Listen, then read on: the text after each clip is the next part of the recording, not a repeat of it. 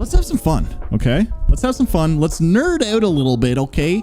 Let's nerd out and let's talk about our most anticipated records of 2024. You stay up, Mike. Before I get into my top 10, I want to know what chat's most anticipated record of the year is. Sum 41, Deathtones, Loathe, Garia? What's Garia? Loathe, Make Them Suffer, and North Lane.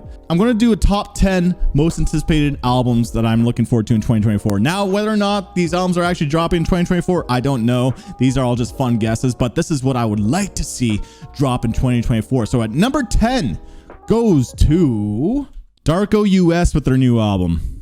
I'm the joke, I'm the fucking laughing stock. Born to walk the fucking walk, born to talk the fucking talk. Born to the top, born to make it by the drop. Born to leave a fucking mark, but I'm the laughing stock.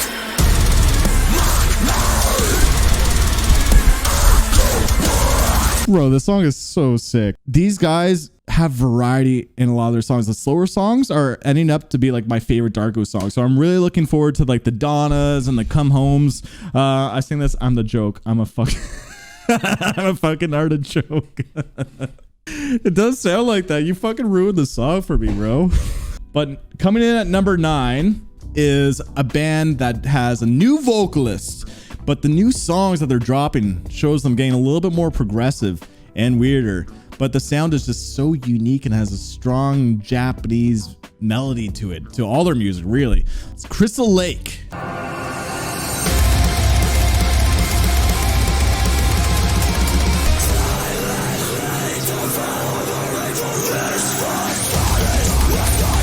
Yeah, it starts off like a pretty standard metalcore song, but then the second half gets really fucking weird.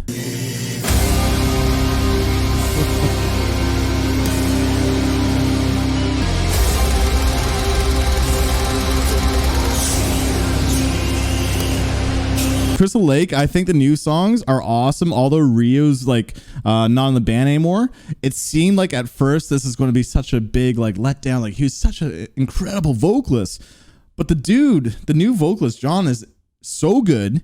His cleans are so cool. His creativity with his melodies are also probably the most impressive thing. But it's actually the music, right?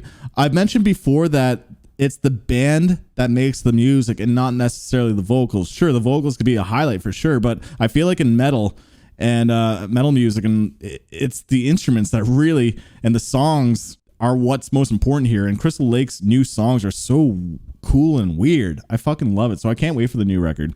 Anyway, let's stay focused over here. So coming in at number 8 is a band that a lot of you guys mentioned already in the chat, but they dropped a song last year that was really sick, really EDM focused, but I can't wait for the new record from North Lane.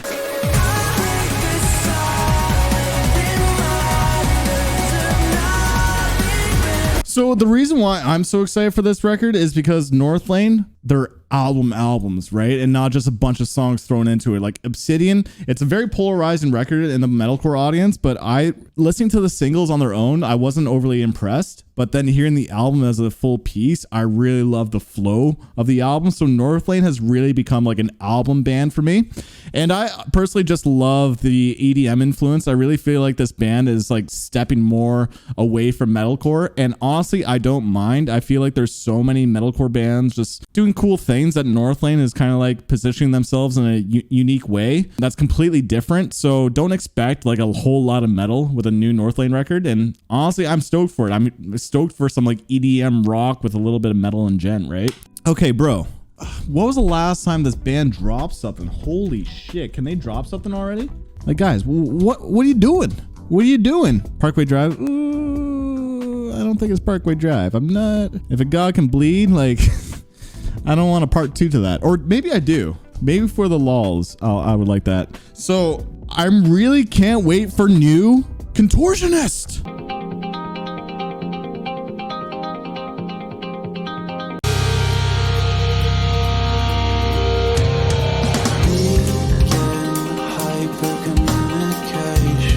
So yeah, the Contortionist to me is like they're one of the best prog bands out there.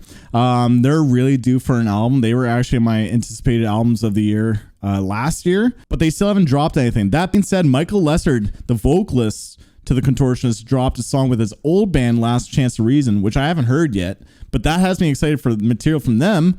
So we're getting more Michael Lessard, but still, I want more the Contortionist. But okay, next up, we are moving on to a band that everyone knows. They are killing it. They are currently touring right now and actually doing some fucking cool things because they're collaborating on tour with Bad Omens. Some of you guys already said in the chat, but I can't wait for the new Bring the Ryzen record.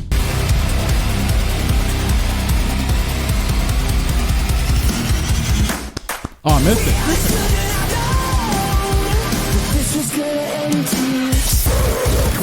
I think Bring the Ryzen always knocks out of the park. Like, I feel like they're always like 2 or 3 steps ahead of the scene. I thought it was going to just be like pure emo, but it seems like they're actually bringing back the heavies, and I'm liking this stuff more than their last EP. So I'm so stoked for new Bring the Ryzen. I love the new songs. Bring the Ryzen could be dropping a fucking jazz record, and I'd be so stoked. That'd be really cool. The only thing that I wouldn't be crazy about is like a hyper pop record. To be honest, if it's more like Die For You, I'd be like, not for me.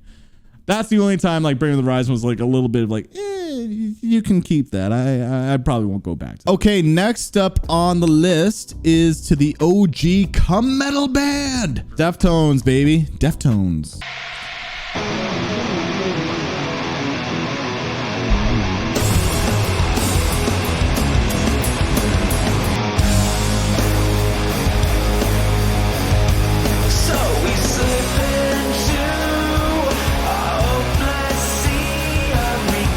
Yeah, Steven Carpenter bought a 9-string, plays literally none of the lower strings below the 6th string. It's kind of true. He does play like the 7th-string a bit, but like new Deathtones, who knows? Maybe they'll go Thal. How sick would that be? That might break the metal community if Deathtones went a little bit Thal. But yeah, I'm stoked for new Deathtones. I know Ohms was a little bit like polarizing when it came out, but I honestly think the Ohms record was awesome. It's actually one of my favorite records from Deathtones. Deaththal, dude, that'd be so cool. Deathtones is such a sick band. I fucking love their style and aesthetic. They are the OG cum metal band. And although cum metal, you might be laughing. But if you play Deathtones in my cum metal playlist, and same with Crosses, Chino's other band, it'll work, okay? But the next album that I'm very excited about, my favorite band, they're due for a new record, Thrice.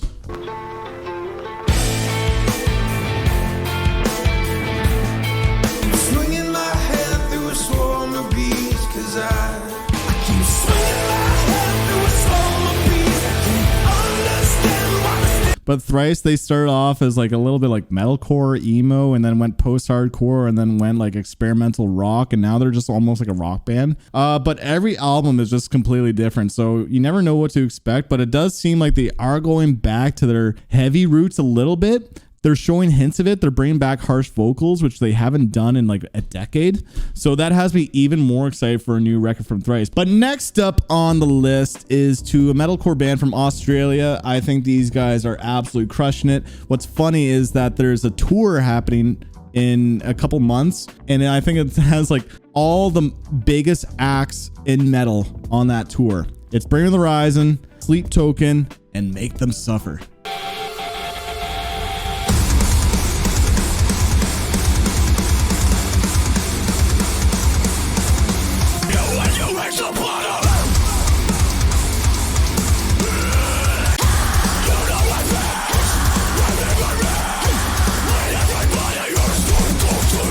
So what I love about Make Them Suffer is the same thing I love about Bring the Ryzen. They make heavy music catchy. I find new Make Them Suffer is just ridiculous catchy with vocal patterns and rhythms. But Make Them Suffer goes way fucking harder. I can't wait for the new album from them just because of how heavy and catchy this band is. Also, production is sweet. I think these guys just do metalcore like perfectly. My number 2 spot for most anticipated album in 2024 might be a little bit surprising to people, but their last album is one of the biggest albums in modern metal, if you really want to call it metal. It's more cum metal. This band started the whole debate, same with Sleep Token, about what genre of music is this? Is it butt rock? Is it metalcore? Nah, it's cum metal, bro. Bad Omens. Bad Omens. I'm really looking forward to the new record from them, because although I did not love as a total album, the songs that I do like on the Death of Peace of Mind, I fucking love. Like Artificial Suicide, The Death of Peace of Mind, Concrete Jungle, What Do You Want From Me? Like those songs I'm obsessed with. And then there's like maybe 10 tracks and I'm like, they're good. So it's weird. I still like, I'm really looking forward to a new album from them just because a lot of the songs I fucking love from Bad Omens personally.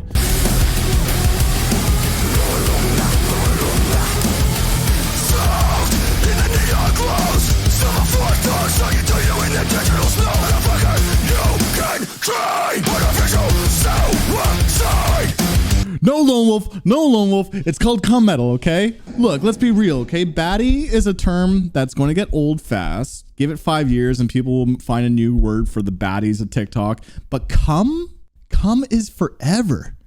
It'll never die. So cum is forever. That's the thing. As much as these people, the bigger YouTubers want to fight for it, I don't care. The underdogs. We're going to win. We're going to win this battle because cum metal is forever. I'm really excited for new Bad Omens, but my number one most anticipated record of 2024. Guys, what's missing on this list? Is it Loathe? I don't know if you mentioned Loathe, but Loathe. Yeah, it's Loathe. Dude, Loathe, you got to drop something, okay?